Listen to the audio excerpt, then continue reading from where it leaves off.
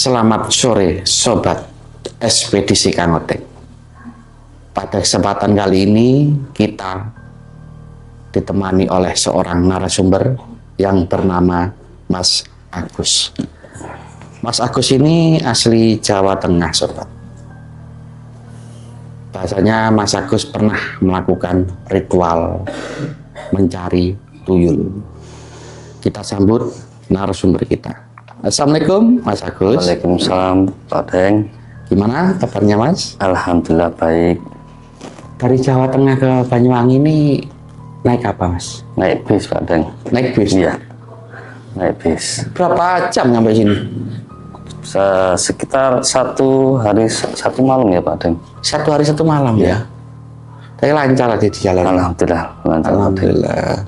Tapi kalau boleh tahu sekarang kegiatannya Mas Agus di rumah apa ini? Kegiatan saya pengangguran sekarang Pak Deng. Lagi nggak ada kerjaan, susah semua. Bukan pengangguran, banyak acara ya? Iya, iya. Yang penting kita itu diberi kesehatan Mas. Ya, alhamdulillah. Ada rezeki yang paling utama itu adalah kesehatan, ya kan?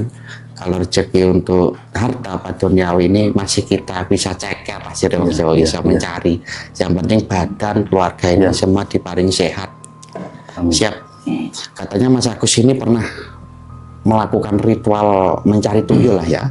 Iya. Itu kalau boleh diceritakan apa diuraikan, itu gimana awal ceritanya Mas? Sebetulnya gini Pak Deng ya. Dari awal-awal pertama saya jadi mau ingin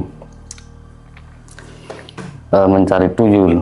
Sebenarnya ada dua ritual, penggandaan uang sama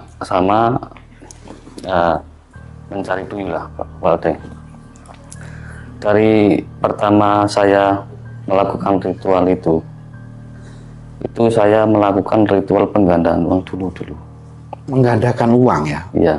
Kenapa panjenengan Mas Agus sampai lari ke bidang situ? Apa alasannya Mas? Alasannya memang keluarga, gimana Pak Deng, keadaan keluarga memang lagi susah, nggak ada pemasukan lah Pak Deng. Udah kerja kesana kesini cuman buat bayar utang aja. Utang pun semakin hari semakin numpuk.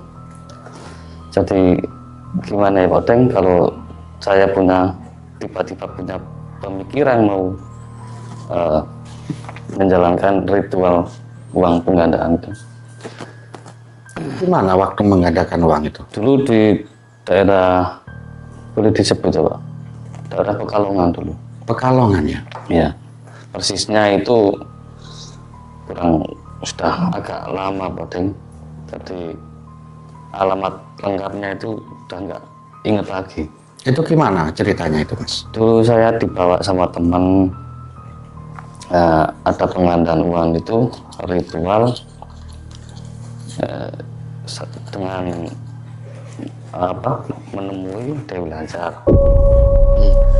Habis itu saya diminta uang sekitar 1.500.000 kalau nggak salah, buat ubur rampe sama ritual itu dah kan.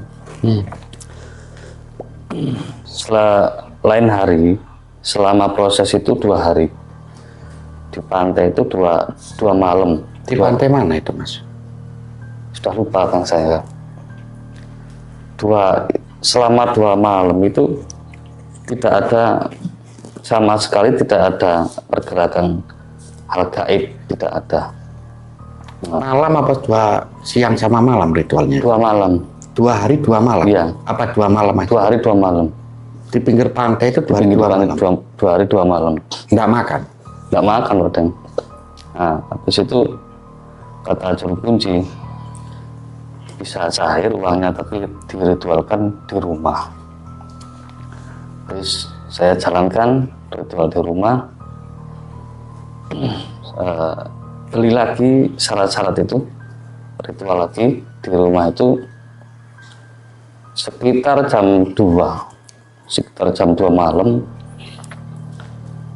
Tiba-tiba ada suara sampai ternit kamar itu jebol. Nggak ada itu yang kelihatan kucing itu apa itu nggak ada, tiba-tiba jebol. Tahunya Tahunnya saya itu kirain uang jatuh. Dan niatnya penggandaan uang ya Pak Odeng ya. Nggak ada apa-apa itu Odeng. Cuman ada suara kayak apa ya, kayak harimau itu. Habis itu jebol. Nah, ritual di rumah itu gimana caranya ritualnya? Itu ritual di rumah itu di kamar yang sudah saya bersihkan itu semua itu ada buah, ada bunga taman itu, ada dupa, komplit lah sepadang. Itu di pojok-pojokan semua itu ada itu loh Pak Deng, kelapa muda itu 4. Terus tumpeng itu ada 4 juga. Nah, pas kejadian itu ada suara menggelegar sama ternik jebol itu. Tiba-tiba tumpeng itu ambiar, pecah tuh Pak. Dan sampai aku tunggu sampai subuh itu nggak ada pergerakan sama sekali Pak Deng.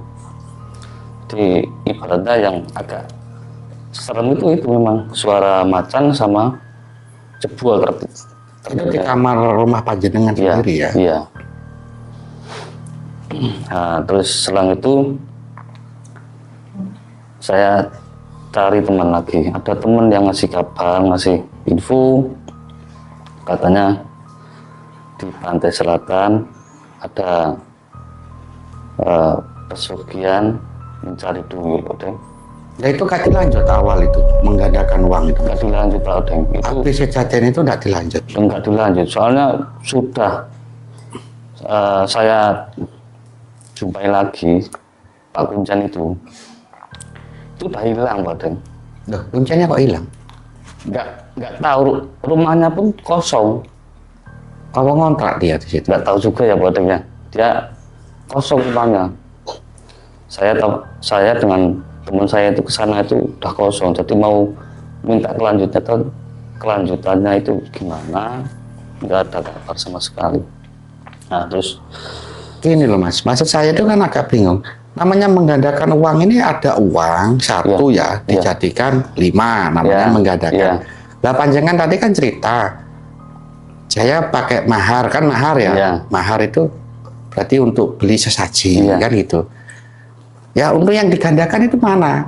Nah itu cuman diambil 1.500.000 itu. 1.500.000 untuk beli sesaji apa untuk menggandakan? Nggak tahu juga Pak Deng. Nah, ya. Uang 1.500.000 saya kasihkan ke Pak Kuncan itu kan. Nggak tahu yang mau buat yang penggandaan berapa, yang mau buat beli Nggak tahu sajian itu berapa, nggak tahu juga Pak Deng. Makanya kalau pengertian saya ini ada 10 juta, nanti jadi 100 juta gitu. Ini nanti buat beli sesaji, ini yang digandakan. Kan namanya digandakan kan berlipat-lipat. Kalau panjenengan tadi kan cerita uangnya itu buat ritual kan. Tapi mana yang digandakan, pikiran saya kayak gitu. Sama juga Pak Deng. Kalau mau penggandaan uang tapi kok tempatnya pun biasanya kan pakai kardus ya kan Pak Deng ya, itu nggak ada, cuman ritual gitu aja. Selang kemudian hari, berapa bulan, sekitar 2 bulan lebih lah, 2 bulan lebih itu ketemu sama temen, katanya di tempat pantai selatan ada orang pintar yang bisa ngasih solusi. Selatan mana itu Mas? Jogja Pak. Dari Jogja. Nah, saya diantar sama teman itu di tempat gubuk, kayak gubuk itu. Sebelahnya gubuk itu ada pohon besar. Itu ditempati orang sangat banyak itu Pak Deng. Di Jogja, di pantai selatan, namanya pantainya apa? Kurang paham sudah, Bantul lah Pak. Daerah Bantul. Daerah Bantul. Iya, daerah Bantul. Itu tempatnya itu di pinggir pantai, ada makam satu sama pohon besar itu, nama pohon apa juga nggak tahu Pak. Itu yang tidur di bawah pohon itu sangat banyak orang itu mau mencari kayak gitu Pak. Mencari tuyul itu. Iya. Katanya si Kuncan itu kalau sudah ketiban daunnya itu bisa berhasil. Oh Pohon apa ini? Bukan pohon Dewandaru. Nggak tahu juga Pak Deng. Kan kalau dilihat kan kelihatan ini pohon apa. Enggak. Tapi Itu waktu itu malam apa siang? malam Pak Deng. Malam ya. Bukan gelap ya? bukan pohon ringin juga bukan kok. Bukan ya. Nah, selang itu semalam saya tidur di situ.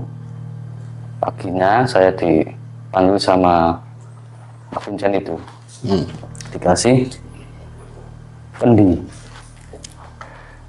Dikasih kendi sama patung kecil kayak gini lah. Ya segini lah Pak Deng. Katanya si Mbak Kuncen ini kalau sudah sampai rumah 1 minggu dia udah berwujud. Itu panjenengan ritual gimana di situ, di pohon itu? Apa ikut tidur di situ? Ya di pohon itu, di pohon itu 1 malam. Ritualnya gimana? Cuma tidur aja? Ya suruh tidur aja. Cuman sebelum mau tidur itu suruh bayar 1 juta. Buat beli sesaji apa? Nggak tahu juga Pak Deng. Ada sesajinya nggak di situ? Nggak ada. Nggak ada sesaji? Nggak ada sama sekali. Cuma tidur di bahan pohon lah ya? Ya. Habis itu saya dikasih boneka batu lah, kayak batu. Sama kendi. Katanya di rumah itu 1 minggu, selang 1 minggu itu bisa jadi berubah. Nggak tahu. Batunya berubah, jadi iya. tuyul gitu? Tuyul katanya. Tak tunggu Pak Deng, tak tunggu selama 2 minggu juga, masih sabar. Kok nggak ada perubahan. Katanya tiap harinya dikasih ini jenang, kayak minuman apa itu Pak Deng. Itu disiapkan juga di rumah? Iya. Apa aja itu yang disiapkan di rumah? Kayak jenang Jawa itu yang merah putih, Nah, terus cendol, terus kayak minuman kopi, pahit, teh, kayak sandingan lah ya? Nggih. Itulah. Selang 2. Terus apa yang dibaca waktu ada sesaji itu? Tidak ada Pak Deng. Cuma ngasih sesaji? Iya. Nah, ini dikhususkan untuk siapa? Tidak ada, tidak disuruh. Cuman suruh ngasih gitu aja. Sama batunya suruh naruh di dekatnya gitu? Dikasihkan di lemari Pak Deng itu. Suruh di kamar kosong, terus di kamar kosong itu ada lemari dan kaca katanya. Nah terus aku kasih itu kok selama 2 minggu itu kok nggak ada apa-apa, nggak ada istilahnya apa ya, perubahan apa-apa. Katanya tuyul, nggak ada wujudnya tuyul gitu kan. Selang 2 minggu, 3 minggu lah, sekitar 3 minggu saya berangkat lagi ke tempat itu. Bilang sama Mbak Kuncen gimana ini kok nggak ada perubahan, kok masih aja berwujud batu gitu. Kok bilangnya gini, Mas, ini batu ini nggak berwujud, tapi kalau Masnya kerja itu si batu ini ada makhluknya itu selalu nyanding dengan Mas kalau mau bekerja. Tapi yang selama saya rasakan itu nggak ada apa-apa Pak Deng, nggak ada sama sekali, nggak ada apa-apa. Terus habis ke situ saya diminta uang lagi Pak Deng, diminta uang lagi 500 waktu itu.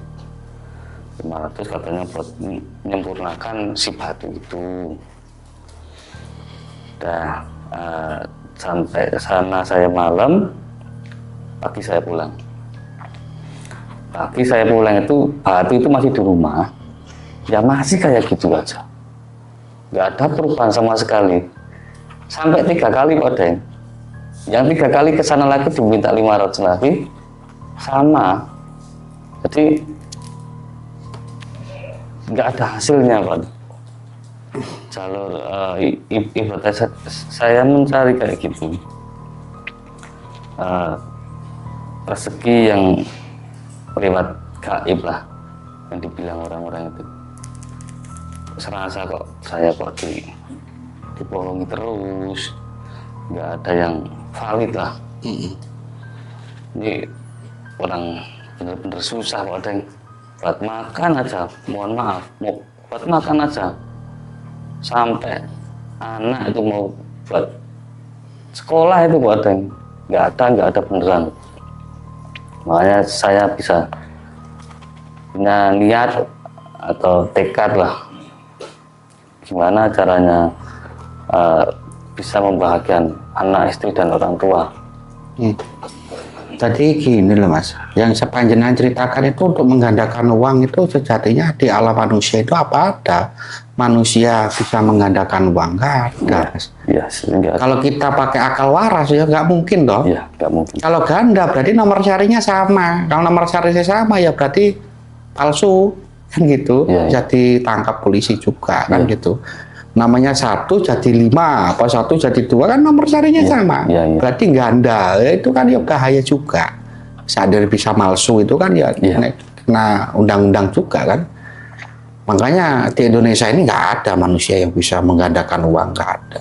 Kecuali orang-orang yang oknum-oknum itu Ya. kan. Terus yang nomor 2 panjenengan cerita di bidang mencari tuyul.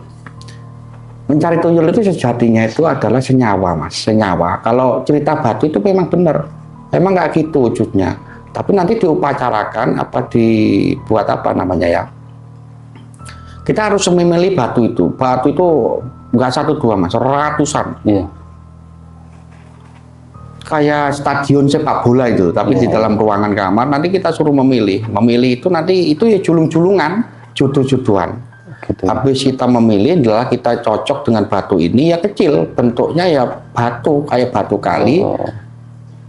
kami ya berupa kayak anak kecil. Nah, kita pilih habis itu kita namanya diupacarakan namanya senyawa. Iya, iya. Dia bisa wujud karena ada kita. Berarti senyawa itu kalau ada apa-apa tuyul ini ya berarti kita. Itu jenis perewangan Mas. Kalau jenis perewangan ini apa ada tumbalnya ya jelas. Jelas. Jenis perewangan semua ada tumbal, sama dengan pemujaan semua ada tumbal kan gitu. Lah kita melihara sesuatu makhluk itu, berarti kita harus ngasih makan, ngasih apa kan gitu. Kalau sudah senyawa, berarti kita aja yang bisa melihat. Ya di situ kita bisa melihat, bukan di rumah. Habis diupacarakan semalam itu, Iya. baru dia wujud. Nah nanti biasa sama kuncen dikasih tahu, ini bapakmu yang baru, nurut ya. Nanti kalau nggak cari uang dosa lo ya, biasanya kayak gitu. Ya, ya. Kadang-kala tuyul ini juga nggak mau cari uang dari rumah, cuma main-main Ya, aja betul. gitu. Ya, jadilah orang ini semakin bangkrut. Kadang-kala itu, Ya. kadang-kala tuyul ini sudah senyawa, sudah wujud, terus diajak pulang, kadang-kala rajin. Makanya itu termasuk masih apa ya, julung-julungan. Iya. Sudah dapat tuyul, udah ada wujudnya, belum juga sukses, belum tentu dijamin berhasil. Karena apa? Tuyul ini biarpun usianya ratusan tahun, tapi sifatnya masih kayak anak usia 5 tahun, susah dikendalikan. Iya, iya. Nah kita sendiri mau nyelentik apa mau mukul si tuyul ini ya kita yang rasa sakit karena senyawa, kan gitu. Itu prosesnya ribet tuh kan. Nanti di rumah itu kita kasih apa ribet, nggak semudah ya terus kita datang terus bayar 1 juta terus pulang nggak kayak gitu. Makanya termasuk itu bukan ritual main-main kan gitu. Kalau ritual nggak kayak gitu juga. Ya kayak gitu lah Mas. Sebetulnya jenis perewangan itu mengerikan lah bagi saya. Iya. Tapi kadang-kala orang berani ya terserah. Iya. Nanti siapa yang jadi masalah ya kebanyakan yang netein apa istri kita. Gitu. Ya kalau kita sendiri enggak kena dampaknya. Istri kita nanti biasanya antara 5 tahun apa 6 tahun kena liver, kena kuning gitu. Komplikasi karena yang dihirup apa yang dihisap dia intisari. Intisari itu kekebalan tubuh manusia. Jadi semakin dihisap orang itu semakin lemes. Iya. Kayak gak punya tenaga, lama-lama kena kuning. Lama-lama ya meninggal gitu. Itu jenis tuyul kayak gitu. Tuyul itu termasuk jenis perewangan. Yang panjenengan ceritakan tadi ya ritual tapi main-main. Bukan ritual sungguhan kan Iya, gitu Mas. Masya Allah. Ya gitulah sobat. Buat pengalaman kita semua, bahasanya biarpun keadaan kita susah, kita tetap harus hati-hati untuk melangkah ini. Hati-hati benar. Ya. Karena sekarang itu kadang-kala ada orang susah malah dijadikan manfaat apa ya inilah momen katanya mau Ya, oknum-oknum ini. Kalau bisa ya hati-hatilah. Ikhtiar kita kalau bisa itu antar manusia aja, kerja yang nyata aja, nggak usah cari gaib-gaib. Mau kita aja belum paham di dunia gaib udah cari gaib dan gitu. Yang nyata aja, kerja yang jelas. Iya. Nah, kita sebagai manusia dikasih akal kecerdasan ya harus mencari yang jelas, yang nyata, yang dihadap di mata kita, kan gitulah. Iya. Tapi manusia itu kadang-kala ingin cari jalan pintas untuk arah ke situ, yaitu hakmu juga kan, urusanmu dengan Tuhan. Kalau saya sendiri antar manusia cuma bisanya mengingatkan di alam gaib itu nggak semudah yang kita bayangkan, kayak gitu. Ya gitulah sobat ya, moga-moga video ini jadilah, jangan sampai buat tuntunan lah ya, buat tontonan aja, untuk manfaat, untuk pembelajaran kita. Bahasanya kita harus hati-hati untuk melangkah, untuk mencari kayak gitu. Kita tutup dulu Mas ya. Iya. Assalamualaikum warahmatullahi wabarakatuh. Waalaikumsalam warahmatullahi wabarakatuh.